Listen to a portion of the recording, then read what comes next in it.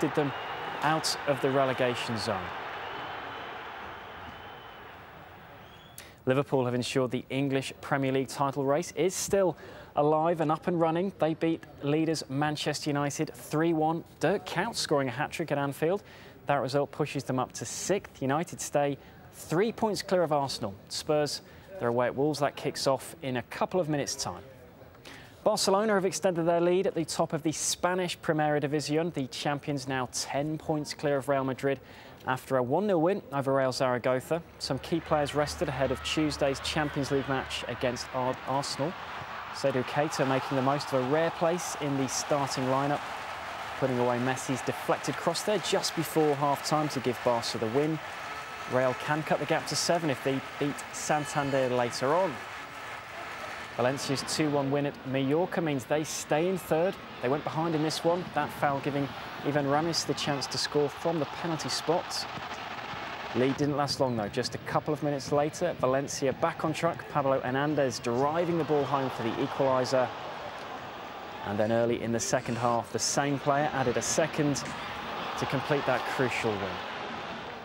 4 matches in Spain about to kick off. Real Madrid go to Santander later on. They'll be without Cristiano Ronaldo. He's played every league game so far this season, but he's out for a couple of weeks with a hamstring injury. American skier Lindsey Vonn has claimed her 3rd World Cup title in as many days. The 26-year-old had already won both the Super Combined and downhill titles, capped a perfect weekend with victory in the Super G. The wins have moved on to within 96 points of her nearest rival, Maria Riesch, who leads the overall standings with 6 races remaining this season. That is your sports. Andy, many thanks indeed, and that's it for the News Hour. Stay with us here on Al Jazeera. David Foster here to update you in just a few moments.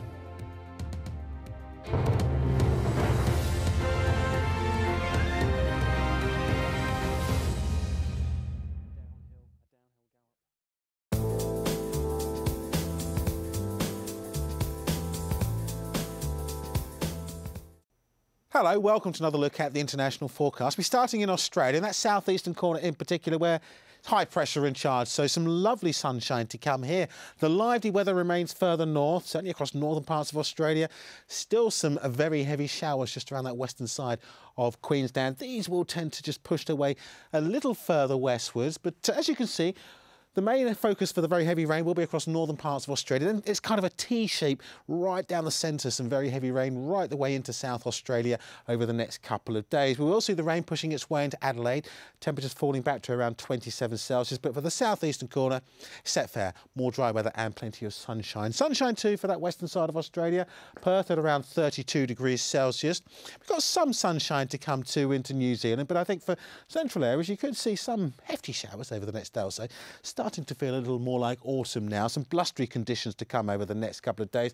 And by Tuesday, I think a greater chance of seeing some showery rain coming in. But for the North Island, 19 Celsius, fine and dry for Auckland over the next day or two. Into Southeast Asia, well, it's the usual crop of heavy showers, the heaviest and most persistent showers across southernmost parts. Further north, rather more in the way of sunshine. Kaching at 31 degrees.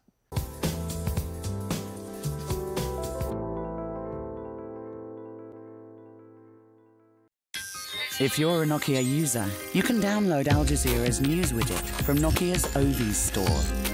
The News widget, available on compatible Nokia devices, gives users quick and easy access to real-time news updates from Al Jazeera English. See the world in real time. Al Jazeera Mobile. Leaders are remembered, be they loved or feared. Alone they are inscribed on the pages of history.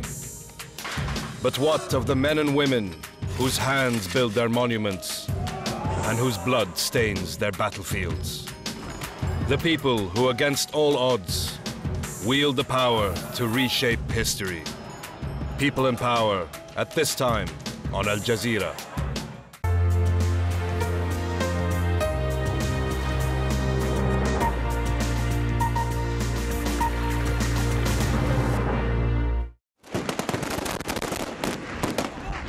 Attack and counter-attack. Government forces launched a fierce offensive on opposition rebels across Libya.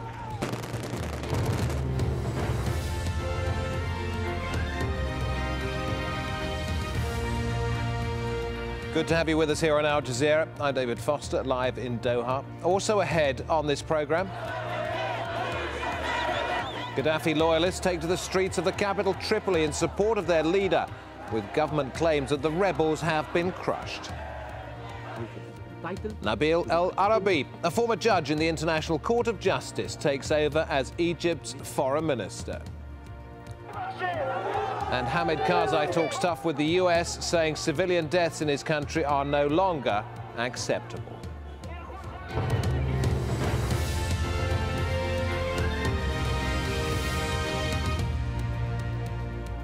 A protracted, drawn-out war is how some observers are now describing what's happening in Libya, and this may be why. The government says it's taken on protesters in Tobruk, although sources tell Al Jazeera that the rebels are still in control there. Move a little further across, you come to Benghazi. That is the seat of the uprising, and the rebels say they are still in control despite government claims. In the oil-producing town of Ras Lanuf, our sources say there have been airstrikes.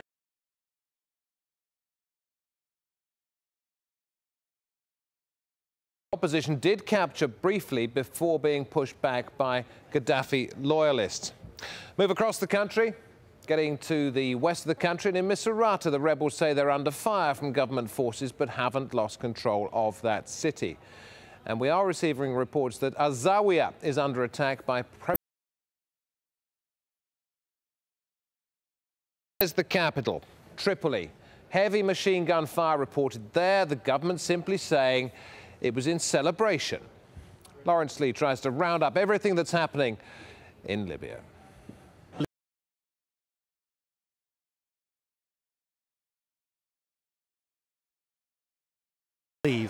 And in Tripoli, they really believe there's a lot to celebrate. According to the authorities, all these celebrations are spontaneous expressions of popular joy that their forces have taken back control of the towns of AlZawiya and Misrata from the rebels, or thugs as they're described on Libyan state TV. It's the time of victories in Libya, and as you see, that's today, last night and this morning, it's time of victory of the people in Libya. These people is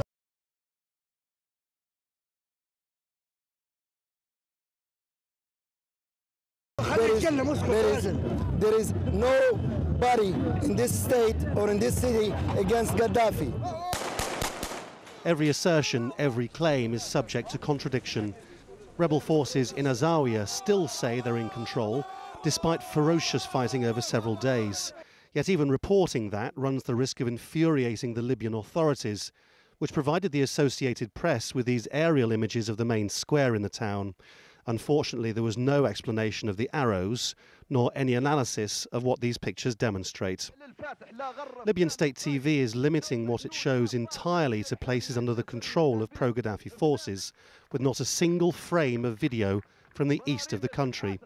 Which means there's no reason why people in Tripoli should know that the new front line of the fighting has moved closer to Gaddafi's hometown of Sirte. These pictures show a small unit of rebels having reached the little town of Ben Jawad, where they came under fire from the air. Still, Libyan TV offered opinions from Sirte that life is reassuringly normal. I'm a worker, I'm going home, everything's fine here. I'm here to buy some vegetables, our city is safe. Don't believe Al Jazeera or Al Arabiya. For me, it's just normal. Nothing is going on. Thanks God, everything is fine. Supplies on the shelves.